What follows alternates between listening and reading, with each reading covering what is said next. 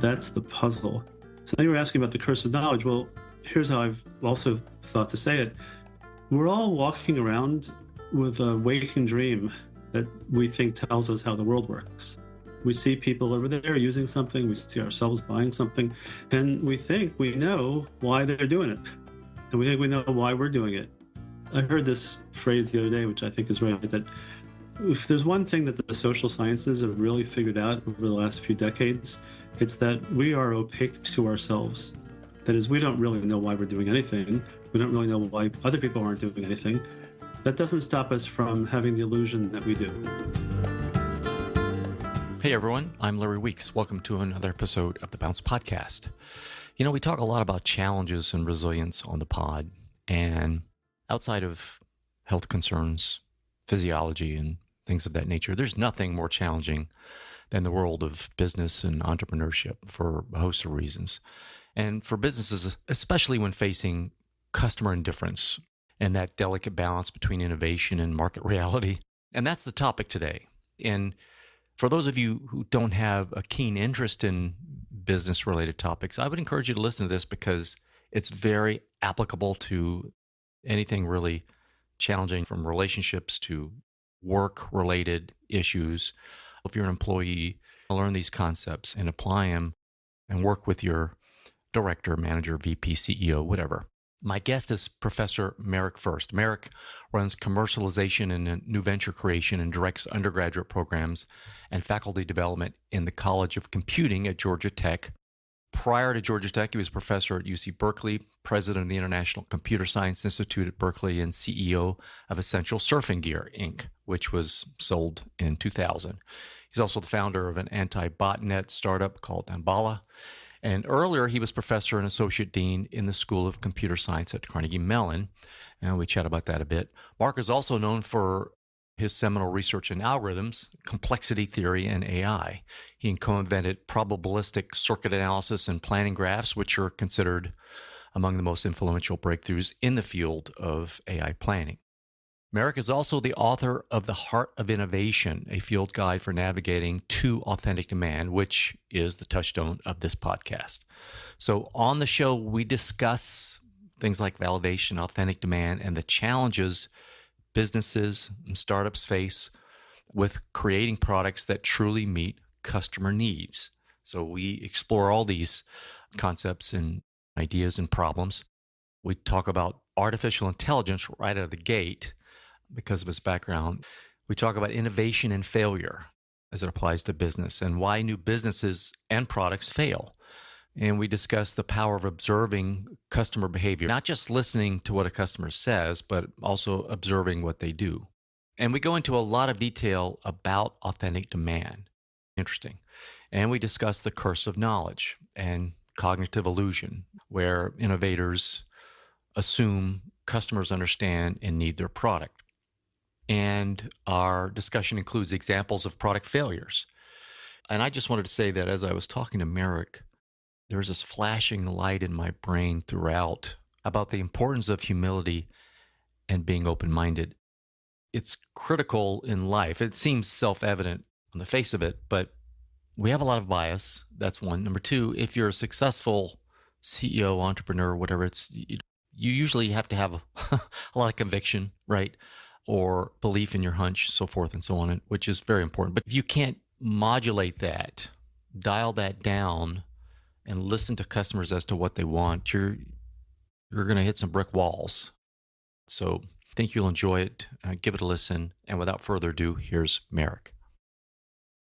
You're at Georgia Tech? I'm a distinguished professor at Georgia Tech, which just I think means I have gray hair. But I've been here for about 20 years. Before this, I was professor at Berkeley. I ran an institute at Berkeley, and I got recruited there from Carnegie Mellon, where I spent a lot of my career as a professor and a dean. Very cool. Merrick, I saw that you are also involved, deeply involved in AI. Could you share a bit about that? AI, yeah. And by the way, the kind of AI I did was people now are doing these kind of deep neural networks and large language models. So I know a little bit about it, but that's not the area that I was most involved in. But yeah, well, it's definitely different. I mean, there's a new phenomena. Stable Diffusion and DALL-E and the ability to generate pictures that are quite amazing. You're starting with text. That's could never do that before. And then these large language models, they seem really different to me in the sense that they're not brittle. Like all computers, everything you ever typically do with a computer is like you go a little bit, make a little bit of a mistake, and it kind of doesn't work, or it only accepts input of a certain form. You interact with these, Syntax errors and what have you. Yeah. yeah, for example, syntax errors, or it doesn't give you the right button at the right time. But these large language models are strange that you interact with them and it feels pretty seamless. So that's different. I probably disagree with some folks about whether or not these are threats to our, short-term threats to our existence, or at least not the way that people think it is. And happy to tell you how I've come to think about what GPT-4 is doing when you interact with it, and what it's convincing you of, or what it feels like. I have a take on that seems serviceable. Well, there's a threat. I mean, I do think there's a threat. I mean, the fact that these things, they seem like it's, what else do we ever know that talks to us? It's like other people. So these things can now, they write back to us in English, for example, or other languages. So that's weird and that's different. And I do worry that they're going to be polluting our communication channels. So already I'm getting emails from people that I pretty much would never have gotten emails from before, that are formatted and they sound really nice. And it's a lot harder. They're getting through filters for sure. And they're a lot harder for me to say I'm going to ignore them until I realize that they're kind of bland and probably written by like a large language model. So I delete them. But they used to sound like broken English and people were really trying to figure something out. Now they pass that through a GPT filter and it's doesn't feel as human anymore. But I think that's going to get worse and worse. And then these things are going to definitely create lots of disinformation in our normal communication channels. So that's a short-term threat that feels very real to me. I'm not personally as worried about these things all of a sudden waking up one day and deciding to either turn us all into paper clips or to decide that we don't belong here and they should take over. That doesn't strike me as anywhere on the horizon. The thing that's so interesting about these is how confusing they are. Like, have you played with them? Have you done a chat with a Yeah, chat I've GPT? actually got a platform, Merrick, that it's an analytics platform, but then I was early on in the OpenAI sandbox and plugged Mm, into them and used them for content generation, right. which is right now kind of the best use case. Maybe some coding, QA type stuff, but mostly content. Yeah. What's hard for people to notice is how is this technical? I like this idea. It's called the beholder share. Like a person looks at a painting, and you bring something to the painting. Like if you look at a pointillist painting in some scene along the river in Paris, they're just little dots. But somehow you look at it and say, aha, well, it looks like a picnic and it looks like, people strolling along the river. You bring that to the painting. That's not really there in the painting. That's a lot of what we're doing without even realize we're doing it when we read what these large language models are producing. There's a big part of it where it says something and we project onto it that there must be something behind it that's understanding what it's saying. Right. But it's not. It's not. There's no way that it's understanding what it's saying. It's just saying stuff that you can feel as though it's understanding it's understanding something. So that's different, right? Although I'm not 100% sure it's different. So, a lot of people I hang out with, they're college educated or they're researchers, and they spend a lot of time in school learning how to say things that actually correspond to things that they understand. A lot of human beings are just saying stuff. We have predictive processing in our brains. That's It part of the seems like. neural networks. Yeah. Yeah. Yeah, but I'm just saying that a lot of people may not actually, if you push them on what they're saying, they may not actually understand it either. You're just saying stuff that sounds right. I don't want to get, probably get hate mail if I start going down the path of, you listen to people that are conspiracy theorists, words are coming out of their mouth, sounds like stuff. And then you have to stop and say, well, what are they actually, is there some mental model behind that that's actually plausible? And the answer is, I don't think so. But that doesn't stop them from saying the stuff and for other people believing the stuff. So, maybe these large language models aren't that different from people that just spew stuff without having a mental model. That's one thing I wonder No, about. that's interesting analogy because I do think, you consume enough of that conspiracy, whatever the craziness is. Now that's in your model, that's in your database, and people haven't proved or disproved it. They just regurgitating it. So that's in Yeah, That they've been Yeah. trained on that. It's kind of a Yeah, training yeah. set. Yeah. So, okay, so here's my current, I think about this a lot. So I'll tell you my current best take on all this. If there's some subject you want to talk about, and there's some group in the world that talks about that all the time, and they're really good at talking about that, it's been studied by GPT, by the large language models. So you can start talking to, let's say, GPT-4, and you say, "Oh, talk to me about this subject in mathematics, like I was a talented high school student, or talk to me about this subject about politics." Or you take any subject that human beings have gotten good at talking about, and GPT, these large language models, will actually talk to you about that subject the way the best people who talk about that subject talk about it. That doesn't mean it knows what it's talking about. It's just talking the way the best people talk about it, which can be incredibly helpful, I think, if you're willing to like say, okay, well, explain this complicated math Exactly. context, or Yeah. explain this complicated finance thing to me in a way that I can understand it. And you go, and then, but don't take it for actually telling you anything that's real. Just take it for this is how people who are really good at this talk about it.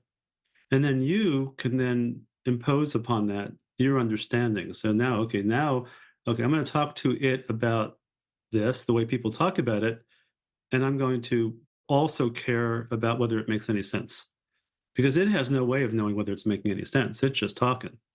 I think that I find that helpful. In fact, I Yeah. Yeah. myself have found it useful to try to learn something. It starts telling me things about this kind of mathematics, and I say, "Well, that doesn't make any sense. What about this?" And it says something else. It's not like really thinking, it's just telling me how a person who's talks like this would talk. And Yeah. then I can adjust my own thinking until I get a mental model that's pretty good. I think it's good for that. It's great. I just the other week or so ago, I was watching CNBC, and there's some interest rate discussion, short term, long term rates, and there was, and I don't remember specifically what it was, but something I was kind of confused about, so I just put it in chat and said, "Explain this to me," and it did. I got a better understanding of it. Then where I didn't understand it, I said, "Well, then explain this piece." And it became reductive to the point of getting to my level where I learned something. It was cool. I thought, Right. well, so it, Yeah. It's also very obsequious. Like you can say, well, no, that it explains something to you, and you say back to it, well, no, that doesn't make any sense, even though it does. And it says, oh, you're right. Then it changes its opinion or changes what it says. So, it doesn't really it doesn't know right from wrong. It doesn't know yes, good, real from not real. It just yeah, talks like it does. And maybe that's the biggest danger is that and it's a threat to our sense of self. Like, who are we? mm, If you're yeah, talking and I'm feeling as though there's somebody there, you're not just saying words. I don't know. How do I even know there's somebody here inside of me is saying these things? Like, how would you mm. know? So it's good. There's some The ghost in the interesting shell. kind of, Yeah. Thank you yeah, for indulging me on that topic. I want to get into, so first of all, loved your book. thanks. And I've had James Altucher on a couple of times, Oh, and it yeah. was your conversation with him that piqued my interest to dive deeper. So thank you for having the conversation. Oh, And yeah. but it left me with a ton of It's been an ongoing conversation for, I don't know, 30 some odd years. Yeah. yes, you guys are known each other for a while, but and he's a great guy. But it left me a lot of questions, Merrick. So I want to get into them because Okay. there's some gold in them. There hills that I want to excavate or mine. Let's jump into the failure part of businesses. So there, and I love the way you kind of framed it in the book. There's new businesses and products being launched as you and I speak, or being Mm, planned to be launched, or in the middle of launch, or it's been a year or two. They're out there trying to scale or get market share, or companies are spinning out innovation projects. Innovation seems to be a buzzword nowadays, and I was involved in a couple of years ago a skunk work project at a hospital, and I did a little bit of consulting as to what they were doing. They're trying to innovate, right, and kind of catch up with what's happening digitally out there in the world, which is all great. This is all great. you you have some great failures listed in your book. Microsoft's Bob, by the way, which I oh, yeah. like. The Apple Newton. I thought of the Apple Newton. I thought that's a cool, the PDA, but it failed. But you listed some others. By the way, I didn't know Hot Wheels and Barbie had a computer, so that was interesting. Some kind Okay, of good. branded computer. But you state in the book that the cause of all this innovation failure isn't a mystery. It's customers. And one of the cognitive illusions that you state that would contribute to these failures is the curse of knowledge. Could you explain the curse of knowledge? I assume it Yeah. means And if I it's an assumption. Go ahead. Yeah. Well, so let me get to that in a second, but let me say it's not the only cause of failure. Right. It's Right. just kind of there are a lot of things that people do where look, the world is a noisy place and it tries to kill a lot of things. So there's that problem. There's also people make execution errors or money doesn't show up at the right time. So there's lots of ways that startups fail. But the way that most startups fail, which is invisible to people, is that they make things that people are indifferent to. Like if you make something and people don't care, that's pretty problematic. And part of the reason, well, you wouldn't normally make something if you knew people weren't going to care, you wouldn't make it. So how does it happen that people make things and then it turns out that your customers don't care? That's this kind of curse of knowledge. It's like it makes sense to you that they would care, and they've said all sorts of things to you that tell you that they would care, and then the people that are funding you are convinced that people are going to care, and your team convinces themselves that they're going to care, and then you make it, and then you discover, holy cow, the world's actually indifferent to what I made. That's a very common thing that happens. In fact, when we work with early stage founders, one of the things I can say to them is, look, if you have more demand than you can handle, that's a different set of problems. But if you don't, then finding an authentic demand that is what feels like more demand than you can handle, that's the puzzle. So now you were asking about the curse of knowledge. Well, here's how I've also thought to say it. We're all walking around with a waking dream that we think tells us how the world works. We see people over there using something, we see ourselves buying something. We think we know why they're doing it, and we think we know why we're doing it. I heard this phrase the other day, which I think is right, that if there's one thing that the social sciences have really figured out over the last few decades, it's that we are opaque to ourselves. That is, we don't really know why we're doing anything. We don't really know why other people aren't doing anything. That doesn't stop us from having the illusion that we do. So, in the book, I tell the story about this company, Damballa, that we started because some people at Georgia Tech came to me and they said, we have this technical ability to figure out a certain kind of fraud on the internet. Would you help us start a company? I thought I knew back then, it's a long time ago now, that you shouldn't start a company unless there are customers. So I had a friend who was at eBay. He was the chief information security officer at eBay. And I flew out to eBay and I told him what these guys thought they could do technically. And he said, oh, wow, that'll save us. He and his team actually said, oh, wow, that'll save us $40 million. How much would it cost? And I made up a number. I said $150,000. And he said, go home and make it. So, right there, okay, it was going to save him $40 million a year. It was going to cost him $150,000. The chief information security officer told me to go home and make it. His team was all interested in it. And I flew home and we started this company. We raised money for it. And eBay never bought that product, even though we tried to deliver something that worked. So if you see the curse of knowledge, it's like I thought I knew that people buy things to save money. They don't tell you to go make something unless they're interested in buying it. There was just an all waking dream of how the world works. Now I look at myself and I think about that and I say, there was nothing in that whole interaction that should have made me think that they were going to be a customer. Nothing. I mean, it would have made sense after the fact if they were customers, but there was nothing in that should have led me to think they were customers. But even though they said go make it, it's going to save us money. Yeah. I mean, At the time, I think I would have thought the same thing, right? Yeah. I think lots of people still, and I probably still make the mistake myself. But here's the kind of question here's what I've learned, which is that lots of things make sense, but here's a nicer question. It's not will they buy? That, they might buy, but that's not the right question. The right question is, will they not buy? Like, is it okay for them to not buy? This is a big insight, we explore in the book a lot, which is in our waking dreams, people are doing all sorts of stuff, but what we don't ask ourselves is, well, are there alternatives that are also okay? Because if there are alternatives that are also okay, then you don't really know what they're doing. So what makes someone a customer, this is just part of what we've learned. Here's what makes somebody a customer. They find themselves in a situation in which not buying is not okay. And you can just see that. Like if not buying is okay, maybe you can convince them to buy, but they're not really a customer. They're just someone you convince to buy. So what you're looking for when you're looking to see whether a person's a customer, you're looking for this thing we call non-indifference, which is you're simply asking the question, is it okay for them to not buy? And if it's okay for them to not buy, they're not customers. What you're really looking for is not buying, not okay. We call that the not principle, which takes some getting used to. So here's the question I wish I had asked the people at eBay. I wish I had said, okay, we might come back with this done. Is it okay to not buy? Like, is it okay to not save $40 million? Or do you have other ways to save $40 million? I'm sure that if I had asked my friend the question, does eBay have other ways to save $40 million or to make up that gap? Then he would have listed 5 or 10 immediately. I mean, they could have just added like a nickel or a quarter to every transaction, and they already make up the 40 million. And the truth is, they're not doing any of those. So, okay, so I would just show up with one more way that they could save money. That would be one more way that one more thing that they don't do to save money. And that's what I meant by the curse of knowledge. It's like, it never even occurred to me to ask the question. It's like I was just sure I was right. And if you are sure you're right, you don't even notice that you might be wrong. And so, because once you notice you might be wrong, you can go check. So in some ways, the waking dream or the curse of knowledge or this basic problem of being wrong is that you don't notice you're wrong when you're wrong. You only notice you're wrong when you discover you're wrong. And then it's often too late.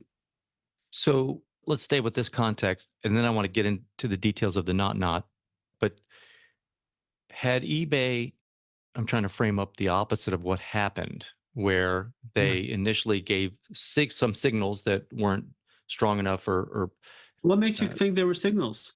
I'll think of it another way. I think what happened because was hey, I yes, left this was going to save us. I'm I just left that office very happy. I did. He knew what answer I was looking for. I I, was looking for the answer. This would I be would have been meaningful. happy too. I would have, you know. The signal he sent me was what I probably should have worried about was, is he just showing me the way to get to the door and we're still friends and I'm all excited? Because that's what he Okay, did. He got me out of his office. I was feeling very happy. He gave me the answer I was looking for. He knew what answer I was looking for. and you didn't And doubt I it. left happy. Yeah. What? Okay, and you didn't doubt it. I didn't want to doubt it. I wanted to go home and start a company. So he gave me an excuse. And that's the challenge of the curse of knowledge in a sense, because you were you had a bias of, God, this is, I think this is a good idea, and that kind of bolstered that bias, or that what you were Yeah. thinking. As human beings, we're very talented. We have lots of experiences and skills. And like, if you notice something, you can work on it. The problem is, what if you're not noticing something that's important or meaningful? And a lot of what goes wrong is we don't notice that we don't notice.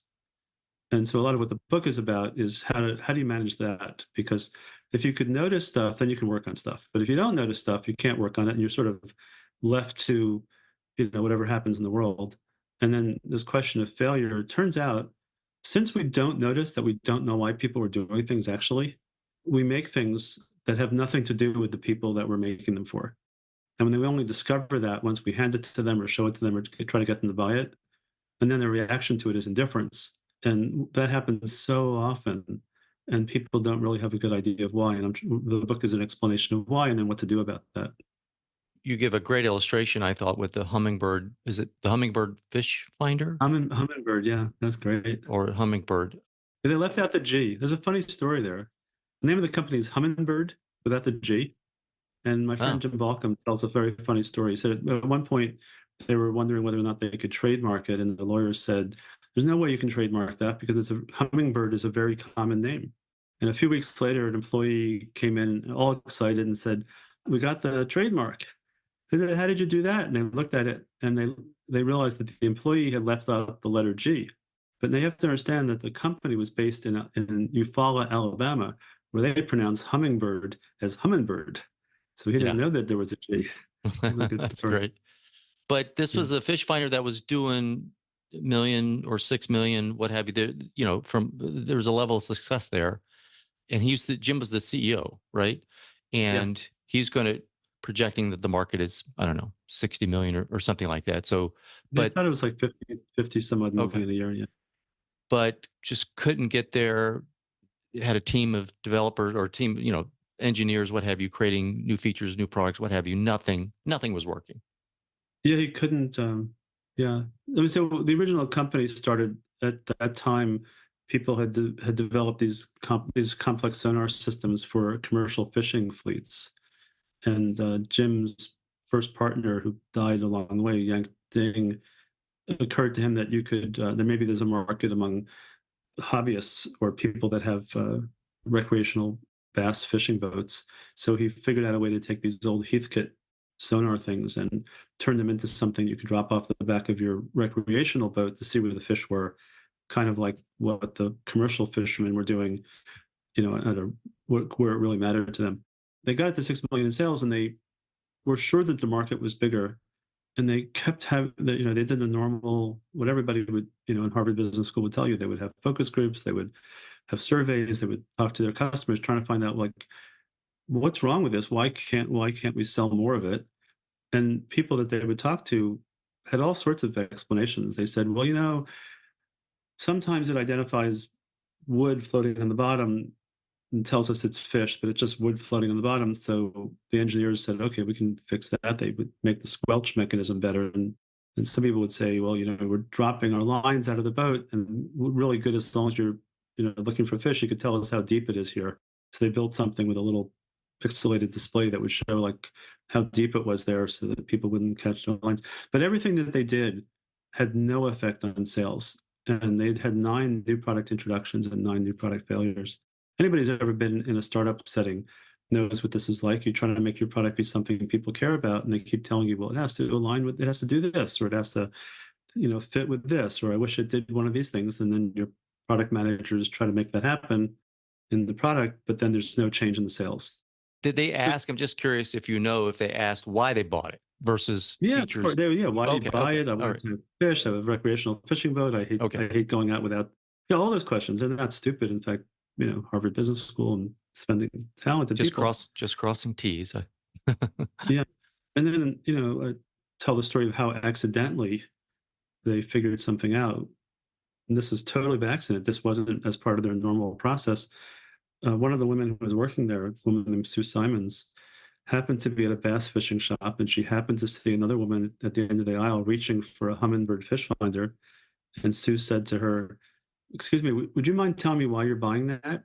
And this woman told her this following story. She said, well, this weekend I'm going to have to go out on my husband's boat again, and his friend Bubba is going to be there, and they're going to be in the back of the boat getting drunk. And my girlfriend and I have 4 kids between us, and they're going to be going crazy. I thought if I bought this for the boat, the kids would have something to play with. So in desperation, after 9 product failures and thinking about going bankrupt, Jim said, well, maybe we're in the recreational fishing market. Maybe this is more about entertainment than it is about finding fish. So he went back to his team, and I don't know if you've ever had a team, or any of your listeners have had a team, but trying to convince them to go from like making the best fish finder to making something which is, he said to them, look, take off a lot of the knobs so it doesn't look so complicated. Make it be multicolored so it looks more like a TV screen. Make it visible in bright daylight so people could look at it, like kids could look at it. They had to change their company to a consumer product company. And then they had this amazing thing happen, which is they were at $6 million in flat sales, and they thought the total market was like 53 million. Their first year sales was $75 million. And their second year sales was $125 million. Part of what's so interesting about that story, which first of all, we all want to be successful like that, and you can kind of do the thought experiment yourself. You can say, you have 2 different things. One is it gets better at finding fish, and the other is it entertains you on the boat, or your kids aren't miserable on the boat. All right, is not finding more fish okay? And the answer is, of course not finding more fish is okay. Like, if not finding more fish wasn't okay, they wouldn't be getting drunk in the back of the boat. They would be doing everything they could to find more fish. But is having a bad time on a boat when it's a recreational boat okay? And the answer is no. So one is a not, and the other isn't a not. Or the number of people for whom not finding more fish is not okay, so that's $6 million a year. The number of people for whom, not having a good time on your boat is not okay, that's a much bigger business. That's 125 million at least business. So this is a great story, and I want to get to how you've either codified or formalized the process of this, but let me understand, because the not still hang me up, Merrick. Okay. Yeah. So just the word, but I think I get it. I know it takes a little bit of time to. Yeah. Also, we all want to get rid of it, right? We all remember our high school teachers, English teachers, telling us, well, if you have a double negative, get rid of it. It turns out logically you can't really get rid of it here. It actually has a certain meaning. But anyway, keep going. No, I have. So there's a good friend of mine. We both at Google. He was a group product manager, higher Mm-hmm. level than I am. And I read your book and told him about it. And, he started reading and he's like, I'm confused about the double negatives, but I think I get it. So consumers may not directly state a need for a certain product or feature, but their behaviors or preferences might imply it. Is that in the ballpark of a not? So is not interpreting subtle cues like what the lady noticed in the store? Here's a very useful thing to just take as ground truth. You might as well just believe this. It's true. I believe it's true. It's not, I mean, there's a lot of evidence that it's true. If you want to understand people's behaviors, which we do because we're in business, we're trying to make things that people will reach for and buy and use. If you want to understand people's behaviors, it's more reliable to look at the situations that people are in that elicit those behaviors than it is to try to explain the behaviors in terms of things like preferences or something about the people. So a person who is a recreational fisherman, a recreational angler, they have a boat, they go out on the boat. Sometimes they have kids. Sometimes there are long periods of time when they're not finding anything. That's the situation. And in that situation, wouldn't it be odd to discover that they didn't reach for something that made it fun right then? That would just be odd. So that's what a not feels like. It at least gives you a sense of what it is that they might be reaching for when they reach for something that you're providing. It's like in this situation, not reaching for it would just somehow be not what you would expect. That's the way we've learned to think about this. So that's interesting. It's behavioral, but it's the behavior based on the situation. Would it be proper to say it's implicit use behavior? Like, Implicit use. Well, I guess it is in some ways implicit use. I mean, the technical term is that people reach for equipment, and that's like a carpenter who's got nails to hammer in, who's been trained at carpentry. They don't like pick up the back of their iPhone and bang with the iPhone. They pick up a hammer. So it's implicit in that sense. In fact, if you walked into somebody's office and you saw them using the back of their iPhone to sort of gingerly put in some nails in order to hang up some pictures, and you happen to have a hammer with you, if you put the hammer on the desk, it would be weird to see them not pick up the hammer. That's what a not looks like. Like not doing it's just not okay somehow.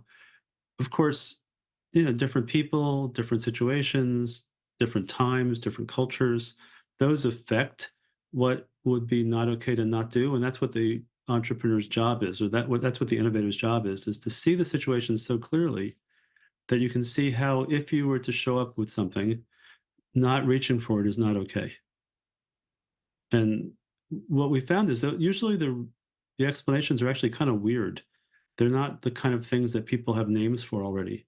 Like that was my problem, I believe, when I think back on the eBay thing. I thought people were making decisions based on how much money it would save them. Like I thought you walk in, you can show someone you can save them $40 million for 150,000. And just on that basis alone, that would be an explanation for why they would buy.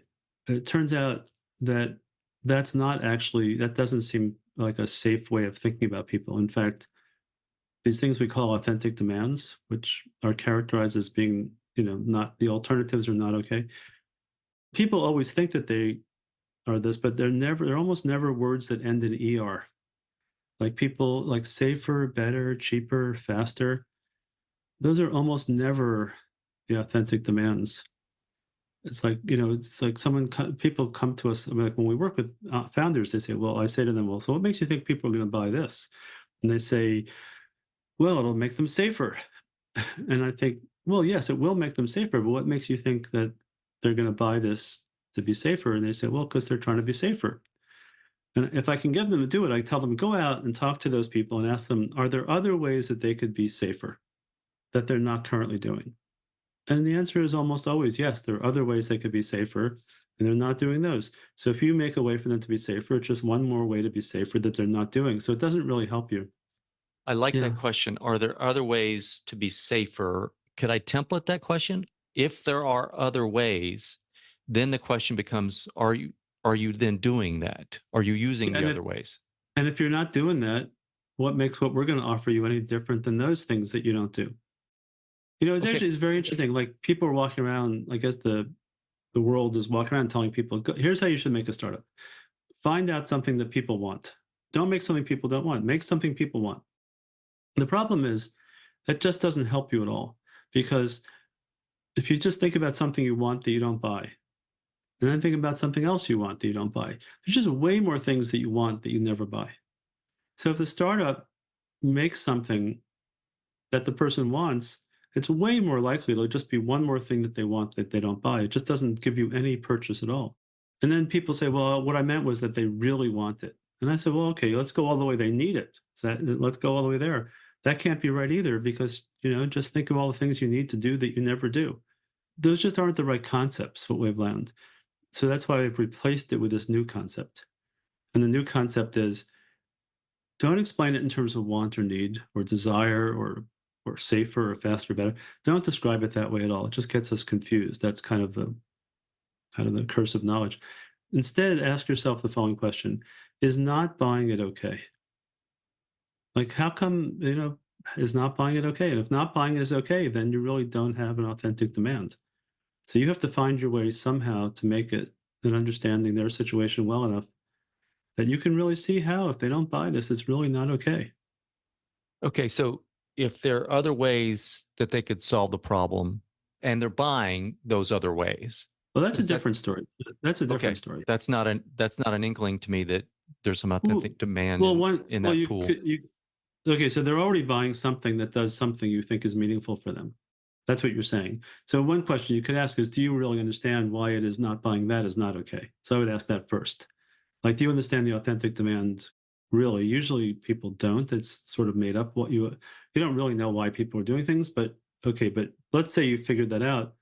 Well, at least then you know what an authentic demand is, because then you have another question, which is, could you displace the current thing? Like, is there status quo bias? Right. There is that. That's almost implied in the question, are you buying something? But would it be a true statement to say, or what do you think of, do people not know on the surface why they're buying something unless... I think people have no idea why they do anything. Okay. That's what I thought. Yeah. Which is weird, because you feel like you do. And we read all these books to explain what we do, but it's an illusion. Yeah, you have the left hemisphere explaining what's going on after the fact. Rory Sutherland, this big oldie guy, he has his whole thing is people are irrational and we don't understand why they're doing what they're doing. And then that whole practice, he's great, by the way. And that we've talked to him about this stuff too. That whole practice he has and the way he thinks about it is dead on. I mean, what's hard we found in practice is, okay, so if you know that people are irrational and you don't really know why they're doing any of the things that they're doing, and you want to figure out something that you can offer them that they would actually buy or reach for, how do you get there? That's the thing that, so it's one thing to say. That's why I'm talking to you. That's why I'm talking to you. Yeah. So this is something I think is actually something I'm recently discovering by doing podcasts, is people can definitely glom onto the notion that, oh, I see. When they're buying, it must be the case that not buying was not okay. So I'm looking for something like that, but that's after the fact. If you're sitting here and you're trying to figure out something to make or do that for which you'll see them reaching for it, because not reaching for it is not okay. How do you see it, like, in advance? How do you figure it out in advance? And that's what I think a lot of what we figured out in the book was, like, once you put it in this not form that tells you how to go into situations with customers and try to understand the structure of their world to see where they're indifferent. And then when you see how they're indifferent, you can try to locate where the non-indifferences are. And then the non-indifferences tell you the things that you're looking for. Because don't make something they can be indifferent to. Go figure out how it is that they're actually indifferent to a lot of things. Map that out. And what's left are the places where they're not indifferent. And it's a surprisingly subtractive process, which is also weird, because most people think, well, I'll add this feature, which is a very additive feature. Like, well, what if I could make it do this? And what if I could make it do that? This process is actually surprisingly the opposite, which is, say it like this: you want to know whether you should put a feature in or not? Here's the right question. If you don't put it in, can they be indifferent? And if they can be indifferent, then wait a minute. If you don't put it in, can they be indifferent about you not putting it in? Yeah, I have a product, and someone says to me, it should do this. And I say, okay, well, let me ask you a question. If it doesn't do that, are they able to be indifferent? And the other question is, if I do that, can they be indifferent? Those are both the same question. So what I really need to do is only do things which, if I do them, causes my customers to be not indifferent. That's all I'm looking for. I'm looking for The alternatives to using it are not okay. That's all I'm ever looking for. Would that mean if I had the feature, put it out there, and then took it away, they would scream? Like, whoa.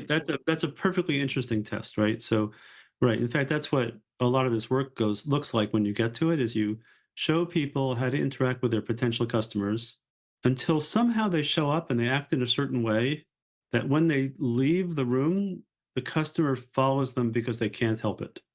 In fact, what an authentic demand looks like in practice is your customers feel like they're forcing you to make it, because not having it is not okay, really.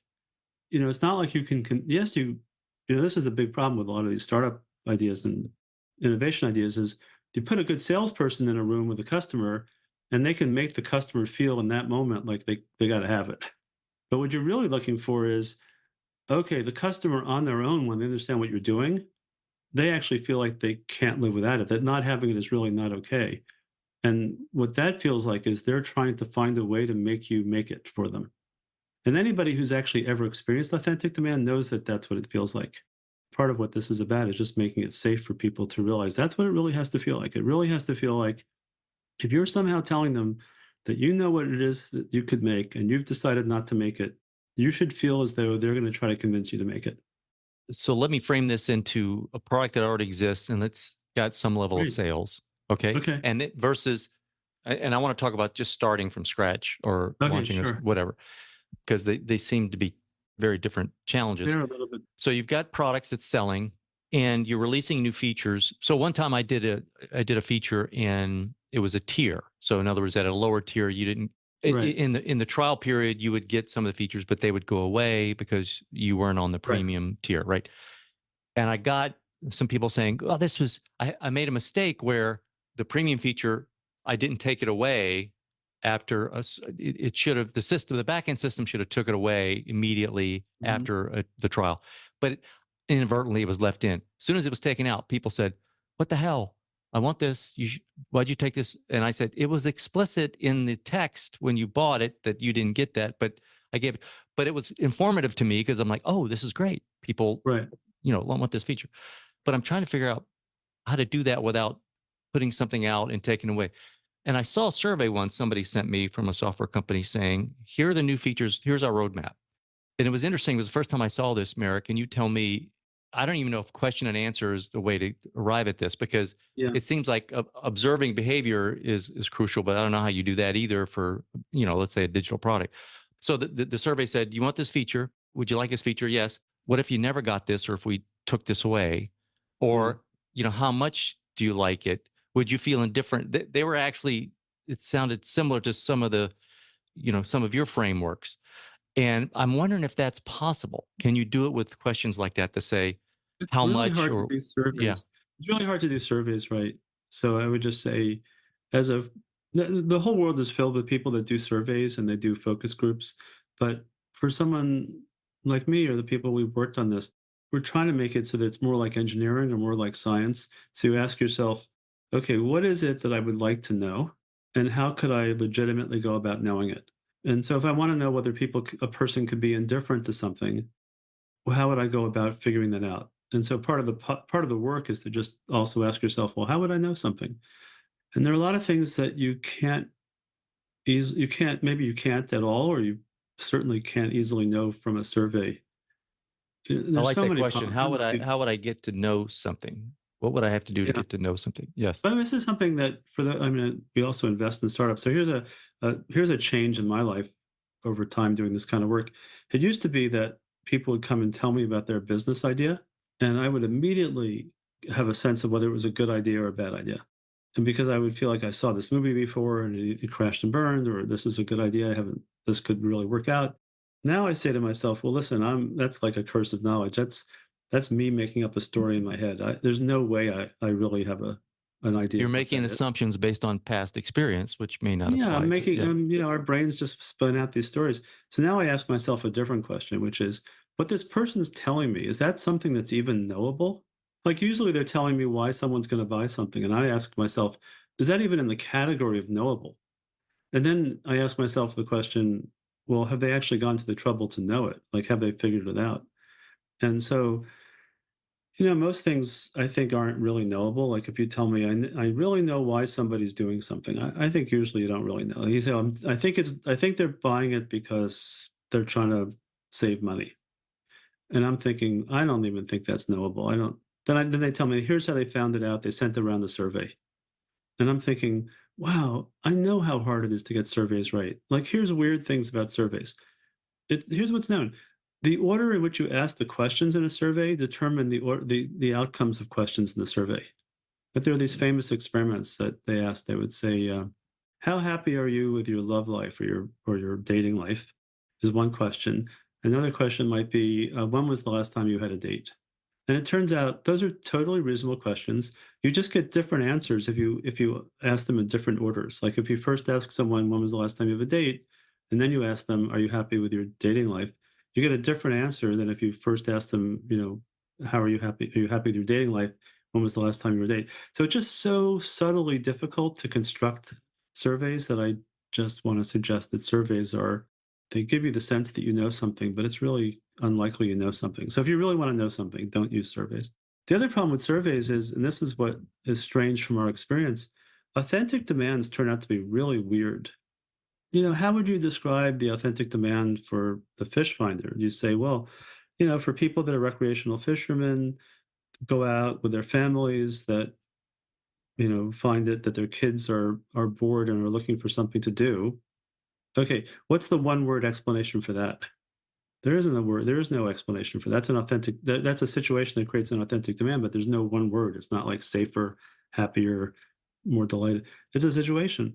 And so what we found doing this work is that authentic demands are weird. There just aren't enough nouns to go around to say what they are, which means that if you are forced to ask people a survey, then what you're putting into the survey are the words that you think you know that name the authentic demand.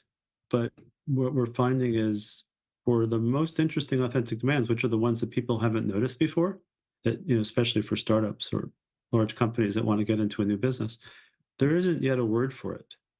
And so you can't really ask questions about it. I understand this. I'm trying to get to the how could one apply this, but let me Yeah, just no, good. Keep going. It's good. so I guess one way is if you make something, you're getting some kind of feedback or some indication. I'm not saying that's the correct way to do it, but let's just say I'm serving a lot of people. I'm getting. I'll buy it. Oh gosh, that sounds great. Whatever is kind of A/B testing the way to go here. Where no, you're not getting the demand. Then you iterate. No demand. You Yeah. iterate. So, You get. Is it so is it a fail well, forward process? there's two parts. So one is, let me see if I can sort of frame out the whole thing because it's a slightly Yeah, different give me the language. 80/20. What 20% of this So is? here's Yeah. here's the first thing to realize as an innovator. Every single person that you're imagining could be your customer, they are insanely expert at their own lives. They just live their lives every day. They're really good at it. And like at any given moment during any given day, they kind of just know what to do. Their bodies just do it. They reach for things, they call people. It's not 100% true. Like if a person goes to a doctor's office and the doctor says, "I'm really sorry you have an incurable cancer." Okay, in that moment, people don't know what to do. But for the most part, most people all day long just know what to do. They're really expert at their lives. And for an innovator to imagine that they could go into someone's life and say, I don't care how expert you think you are in your life. I'm more expert and I can give you something that makes your life better. That's just really unlikely. And so, what you ought to see almost everywhere is actual indifference to whatever you're doing. And that should be the standard. You should just assume that everybody's going to be indifferent to everything you're thinking. And that's a better way to go out as opposed to trying to see whether people would be interested. Just try to figure out how is it they could be disinterested? Like, how are they managing to live their lives without what you're imagining? That's a starting point. And if you go out and you get interested in how it is that they're already okay, you can start to see, well, okay, that this is not right, but they seem to be okay with it, so they're really indifferent to it. But this thing over here that they're doing, that's kind of weird. Like, I can't get them to stop doing that. So there must be some reason that I can't get them to stop doing it. There must be something that they're not indifferent to. That gives me a clue about something that they might do something about. Okay, so that's a general frame. So it's subtractive in that way. It's like you're trying to identify the things that they're indifferent to and why, and how they're able to be indifferent. to see what's left, which are the things that they're not indifferent to. And it's almost always like this. It's almost always there's some behavior that they don't change, that they could change, but they don't, or there's something that they haven't been doing that they could do, but they don't do it. You start to notice those things because in the end, here's what your product always does. In the end, your product enables people to be unstuck in their situation. It just frees them in their situation. It takes away some restraint that they currently feel from going the direction they're currently impelled. So it's always got to be there's some behavior or starting or stopping that your product enables that they can't enable themselves. That's what product always is. So what you're always looking for is, okay, what's a behavior that they're not doing that you can't really understand why that they ought to start doing it? Or what behavior are they currently doing that they seems like they should stop doing it, but they don't stop doing it? And then that's what your product enables. Your product enables the behavior change.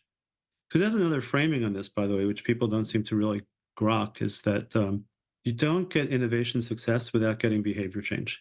So it really You has don't nothing to get do. innovation success if you don't get behavior. You mean No, behavior you change? positive way. See, the only way you can get when you're successful, behaviors change. You got to be true, even if they're just buying from you as opposed to buying from somebody else.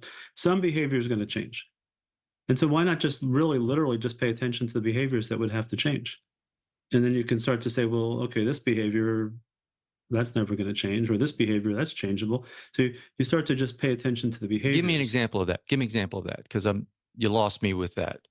Yeah, it's hard to give an example. So, well, I don't know. So let's. And you can make it up. Well, okay. So you could go look at the person on the boat who's getting drunk in the back of the boat, and you're out there thinking that people it's all about Finding fish. finding more fish, and you're noticing that they're getting drunk on the back of the boat, and so you're asking yourself, well, okay, that's kind of weird. It's like if I was right that it's about finding fish, I wouldn't be seeing them getting drunk because when they're drunk, they can't do it. And so I go and see if I can understand how, like, can I stop them from getting drunk? My guess is they'd get pissed off at you if you said, listen, you guys are trying to you bought my fishing thing. You're trying to find fish, but you're getting drunk. It's making you ineffective.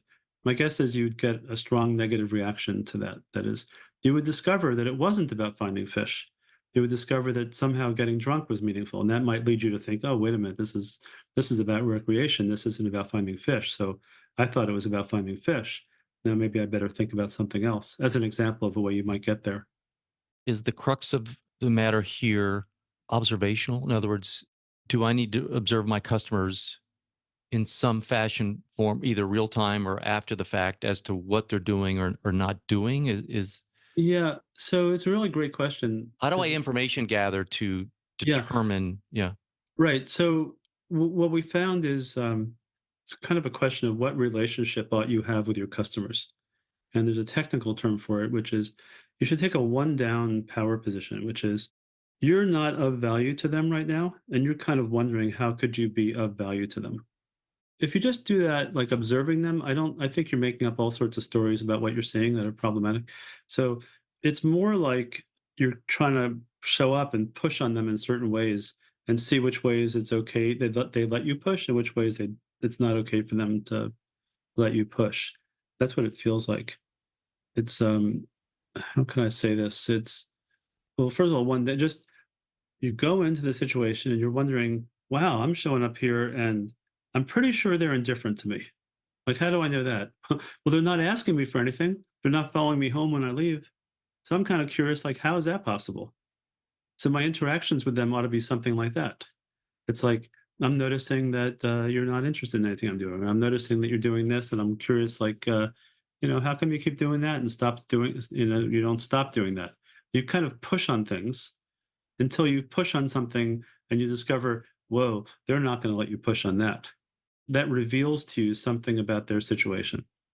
So that's the kind of thing that you do. I mean, it's hard to say on a podcast in a few minutes, kind of sure. how do you take the theory into practice? But what you do learn is you learn to see people in a slightly different way. You start to see how the situation is created. Like the situation could be something physical. The situation could be they had a fight with their spouse. You have to kind of understand in a recreational fishing setting that people have families. Okay, so that's part of the situation. You following me? It's like there are all these things that we know how to do. Some of which is in the book, which is why we wanted to make the book available. So if people were interested, they could try to come deal with us and find out more too. One of the things I liked about the book, outside of the rubber meets the road, practical applications of, what's authentic demand and how do you create that, or how do you discover that? And there's a philosophy in the book, there's this put your ego aside, be open-minded, kind of a beginner's mind aspect that seems to be required to do all this. So if I could just, from a product manager standpoint or a CEO or whatever, humble myself and put the customer first, although these are buzzwords as well, but in reality, like, okay, I'm not going to let my prior experience get in the way of discovering something here. Just that seems like will take you a No, ways I love into. that.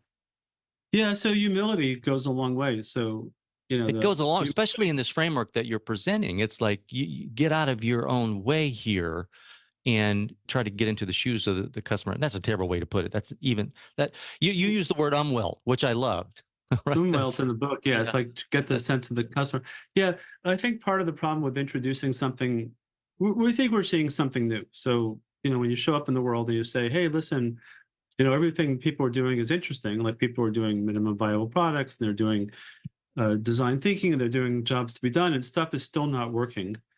We might see why. Like those things are fine. They get you pretty far, but you can still make products that are just that you did by design thinking, then you did iterations around, and people still don't buy. Why? So like, could you understand what's going on there? And then you show up and you want to show people something they haven't seen before. That's what we're trying to do. So we're saying, okay, well, if every time I describe it, someone turns it into something that they already know, like, it sounds like you're supposed to know your customers better than they know themselves. Absolutely. So your value to them is you know them better than they know themselves. That means that you enable them to do something or stop doing something that they themselves can't start doing or stop doing. That's what it means. And why can you do that? But then the question is, how? So yes, after the fact, it ought to look like they needed it. After the fact, it should be a painkiller rather than a vitamin. After the fact, it should be, it could be clear that the customers better than they know themselves. But what we're trying to show people, we're trying to reveal, we're trying to explain to you, but it's hard, is what's the phenomena that was missing before? Like, what didn't you get if only you think about like people's reaction to your minimum viable product, or if they only react, or if you only sort of framed it as a job to be done. So yes, ultimately, when it works, it's a job to be done. That's true. The problem is there's so many things that are jobs to be done that nobody ever does, that nobody ever reaches for.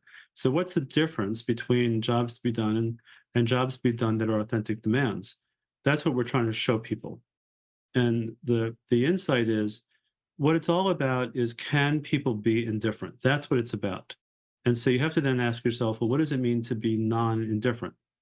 And what that means is the alternatives, all of them just don't feel okay. They just won't do the alternatives. And if you start to pay attention to that, you start to get interested. Well, how would I know that? Or what kind of alternatives am I talking about? Or how could I check whether the alternatives are okay? How can I tell the difference between I'm talking and they're just talking? That's what mostly happens. I'm talking and they're just talking back. I go to them and I say, we're doing this. And they say to you, well, that's interesting. Well, how do you charge for it? They couldn't care less. They just know I'm there and they care about me. So they ask me whether, or I talk to, the eBay people and I tell them I can save you $40 million. And they say, well, how much would it cost? And I say 150,000. They say, go make it. How long will it take to make it? So they're just talking. I thought that there was authentic demand, but they were just talking. So now you ask yourself, well, how can I tell a difference? Like, how can I tell when they're actually not indifferent? Like, this is not just talking. Like, if they won't let you take it away, then maybe it's worth understanding why. Like, what goes wrong for them if you don't take it away? If you take it away, that's a good question. But that's the kind of idea that you want to look for.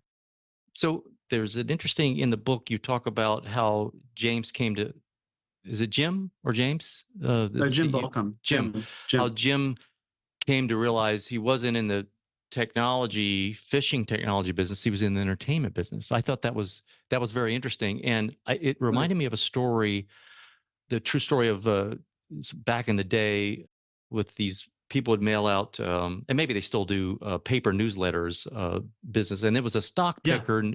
It was a stock picker newsletter. I wasn't subscribed to it, but I just read the story where people were subscribing like crazy to the stock picker newsletter. It was a certain person, and this person had the way he wrote, and he had a certain personality.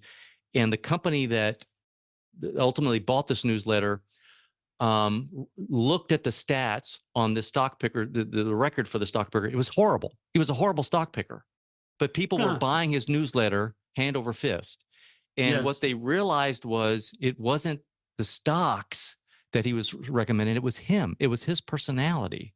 It was Right. just, they liked, he was motivational. He was encouraging. He was whatever. They liked this guy. It was a personality business, and they thought it was a stock business. So anyway, I just thought that was interesting. Well, yeah. Here's a weird thing. So I used to do magic and did some street magic and pay attention Get to out. stage magic.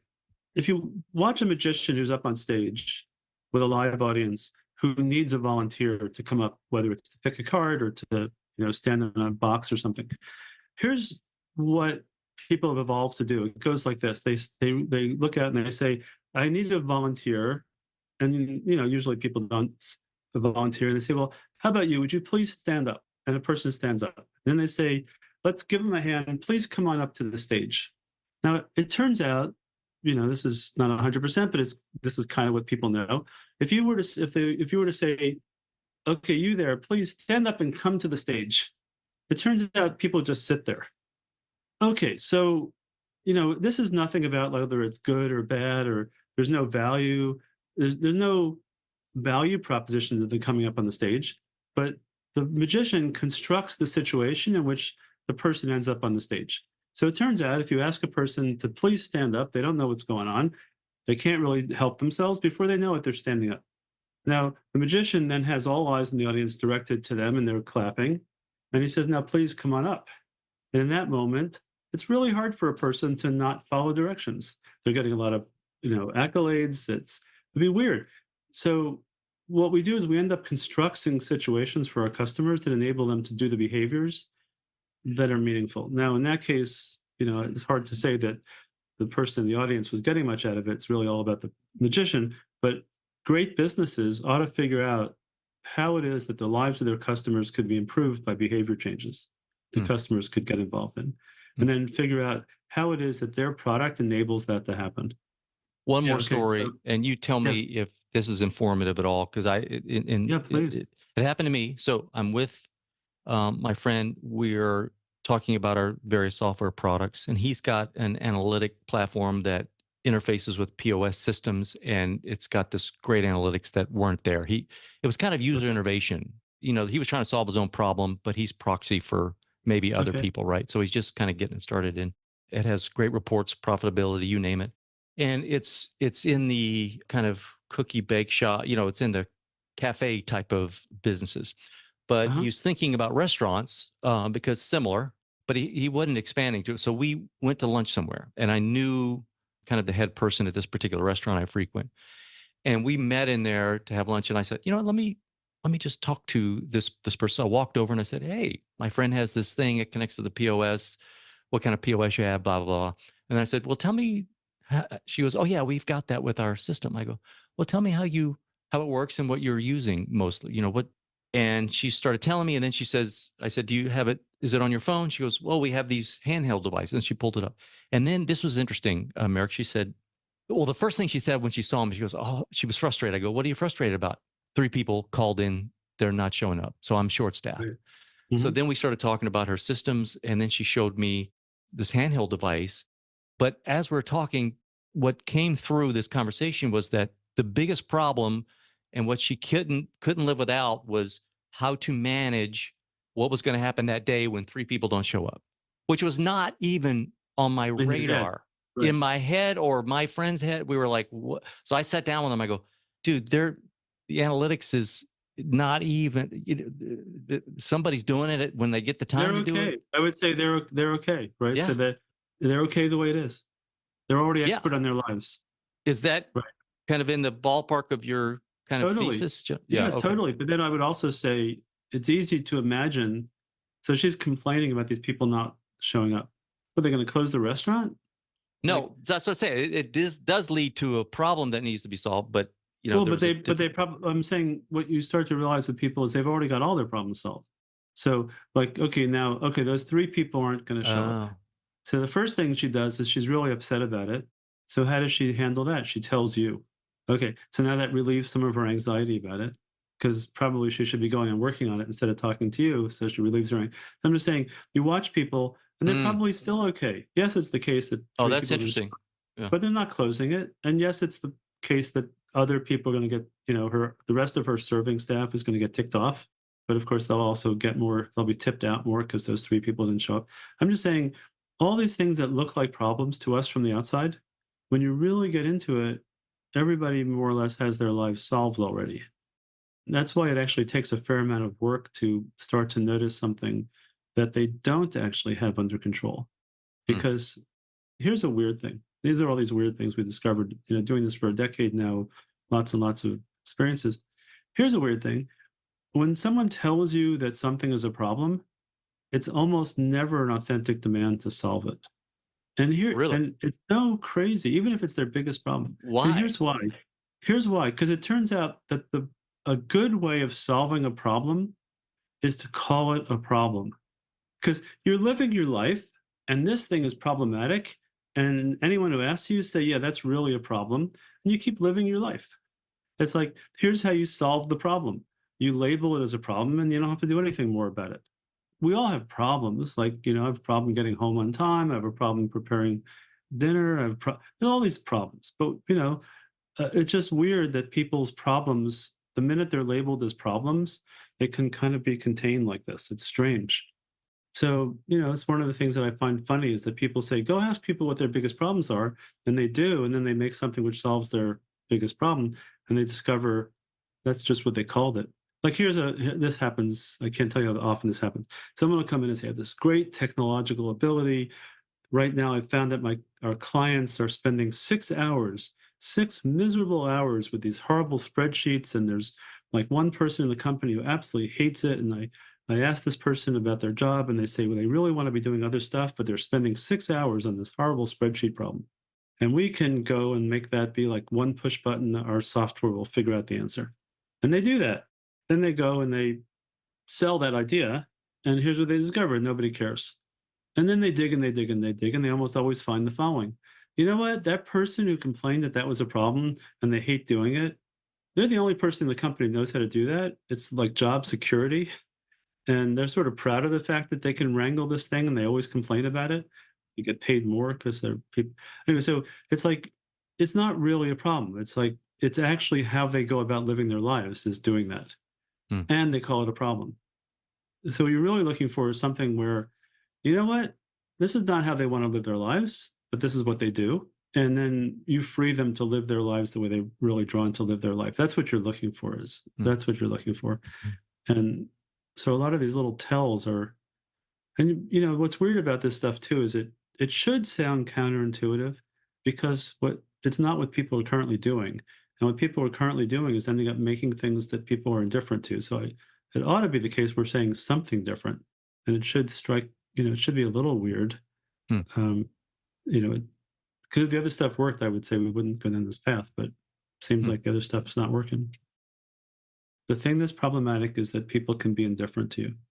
That's and that trying to explain why they're going to do something, you're better off trying to understand why the alternative is not going to be okay. And it doesn't feel right, but it's logically right. And that's my takeaway from that, is that kind of the alternatives, right? Is it, or are they okay? And what are Yeah, they? just ask about the Yeah. alternatives. Yeah. And are those okay? And if Yeah. they are, got to find something else, or find Yeah. a way to make it so the alternatives aren't okay. So people can find the book anywhere, but if they want to Oh find yeah, you or contact you. Amazon. Yeah, if you want to find me, it's first name, last name at Gmail is fine. The book is available on Amazon. It's also, we now have for those of you who like to read by listening, it's now available on Audible, just as of last week. It's called The Heart of Innovation. And we try to make it readable with stories. So, and they're new, they're kind of fresh. They're definitely, so maybe it's sort of in the category of, if you got something by reading Crossing the Chasm, this is trying to give you a framework that's kind of like that. Not all things that you haven't thought of, but maybe a way to think about some of the things you have thought about a little more clearly. That was our goal with this. Merrick, thank you so much again. I appreciate it. Nice to Great meet you. conversation. Take care. Here. Cheers. Bye-bye. Bye. Well, that's a wrap. Thank you for listening. If you enjoyed it, do share it with your friends and on your social platforms.